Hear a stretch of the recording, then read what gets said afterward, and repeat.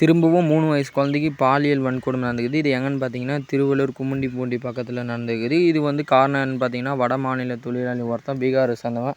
அவன் பேர் பிபி சாகிப்னு சொல்கிறாங்க. அவனுக்கு 19 வயசு. அந்த குழந்தைய பாலியல் வன்கொடுமை செஞ்சுட்டு புதரில் தூக்கி போட்டுக்கிறான். இந்த மாதிரி மனசாட்சியே இல்லாத மனித மிருகங்களுக்கெல்லாம் இப்போ என்ன சொல்கிறதுனே தெரில. நல்லா தண்டனை கொடுத்தா தான் இவனுங்கெல்லாம் பயப்படுவானுங்க.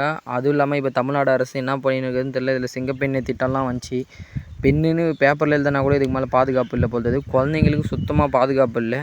அதே மாதிரி அந்த 3 வயசு குழந்தைக்கு வந்து சிகிச்சை பலனின்றி போய் உயிரிழந்துச்சு. இப்போ அந்த குழந்தை வந்து சென்னை ஸ்டாலின் அரசு மருத்துவமனையில் சேர்த்து அந்த குழந்தை வந்து சிகிச்சை பலனின்றி உயிரிழந்துச்சு. இந்த மாதிரி குழந்தைங்களுக்கே பாதுகாப்பு இல்லாத சமுதாயமாக இப்போ தமிழ்நாடுல நல்லா பீகார் வட மாநிலத்தில் தான் இந்த மாதிரி பார்த்துருந்தோம். இப்போ தமிழ்நாட்டிலையும் நடக்குது.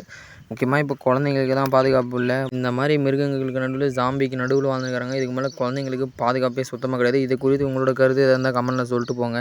இந்த குழந்தைக்கு நீதி கிடைக்குமா கிடைக்காதா, அதை குறித்து உங்களோட கருத்தை கமெண்ட்டில் சொல்லிட்டு போங்க.